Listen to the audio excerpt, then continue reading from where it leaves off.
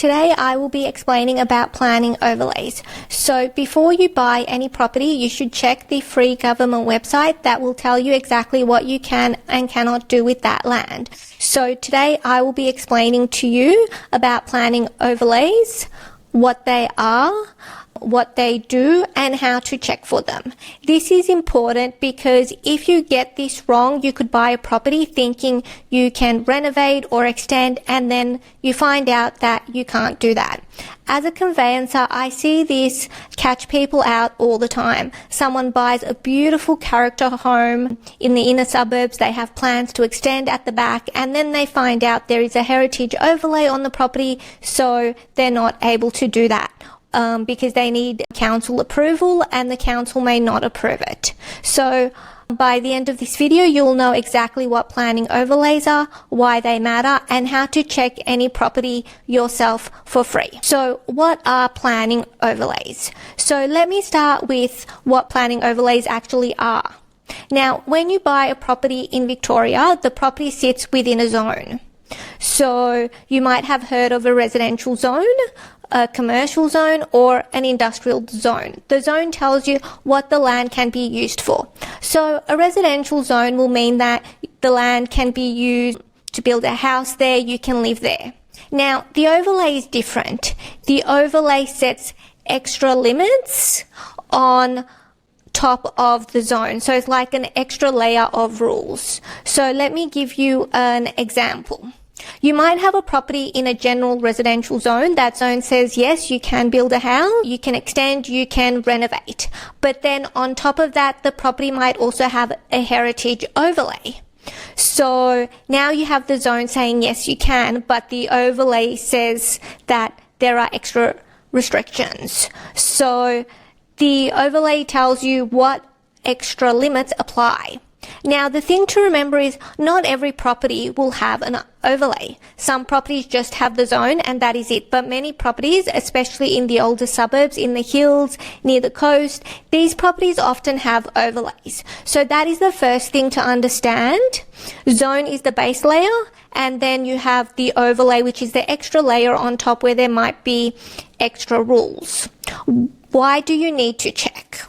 So the reason for why you need to check is because overlays can stop you from doing things you might be planning to do.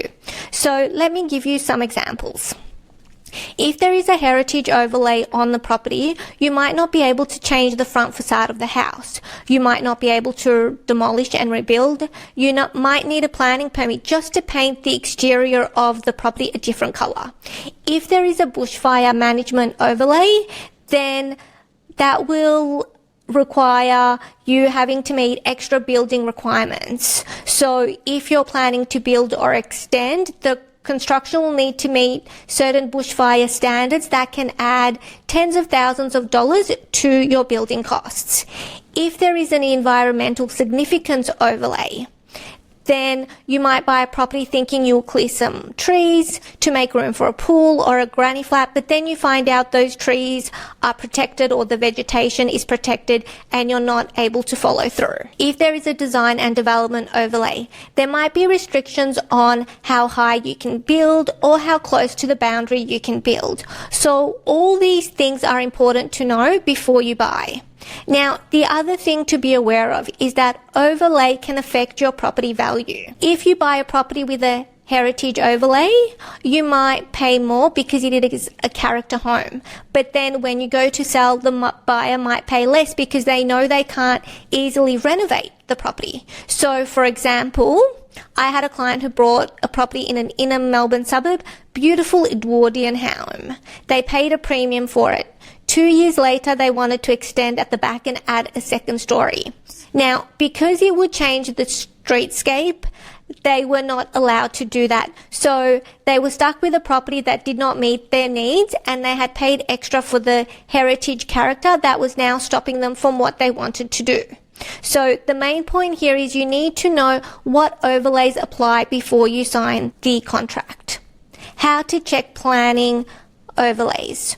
So The way to check is there is a website. So you go to planning.vic.gov.au. This is the Victorian Government Planning website. It is called VicPlan. Once you are on the website, you will see a search bar that says enter address. So you type in the address of the property you are looking at. For example, let's say 123 Smith Street, Melbourne. You type that in, and the website will bring up the property. Now, on the left side, you will see the planning information for that property. The first thing you will see is the zone. So it might say general residential zone or neighbourhood residential zone. That tells you the base rules for the land. Then underneath the base rules for the land, you will see a section called overlays. Now, if there are no overlays, it will say none. That means no extra restrictions apply. But if there are overlays, they will be listed. So you might see heritage overlay or bushfire overlay, which is BMO. You might have environmental significance overlay, or you might even have design development overlay. Now, I recommend that you click on each of the overlays that are listed because they will show you more details about what that specific overlay means. So for a heritage overlay, it will tell you what is protected. Sometimes it can be the whole building, or sometimes it's just the front facade, or sometimes it is a tree on the property. So that is the first way to check. The second way to check is to go through the section 32, which is provided by the vendor. And in the section 32, there is a section about planning information. It will list the zone and any other overlays that apply. Now, I always recommend that you check both. Check VicPlan yourself and also check the section 32.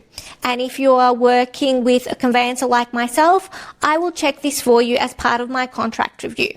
So, let me quickly run through the most common overlays that I see affecting buyers in Melbourne. The heritage overlay, this is very common in inner Melbourne suburbs like Fitzroy, Carlton, South Yarra, and Williamstown. If you see HO in the overlay code, that is heritage overlay. The bushfire management overlay. This is common in the outer suburbs and hill areas, places like Dandenong, the Yarra Ranges, or parts of the Mornington Peninsula. If you see BMO, that is the bushfire overlay. The environment significance overlay and the vegetation protection overlay, these protect native vegetation common in leafy suburbs and semi-rural areas. The design and development overlay controls things like building heights and setbacks common along main roads and in activity centres. And sometimes there might be the flood overlay. If the property is near a creek or a river, it might have a land subject to inundation overlay or a special building overlay. That means the land can flood. So those are the main overlays to look out for. So now you know what planning overlays are. They are the extra rules that sit on top of zoning for a property. You also know why they matter, because they can stop you from renovating or extending or removing trees, and you know how to check them for free on planning.vic.gov.au. I always recommend checking this before you make an offer on a property. Do not wait until after you sign the contract to find out there are restrictions. Hopefully this has been useful and will help you with purchasing your home.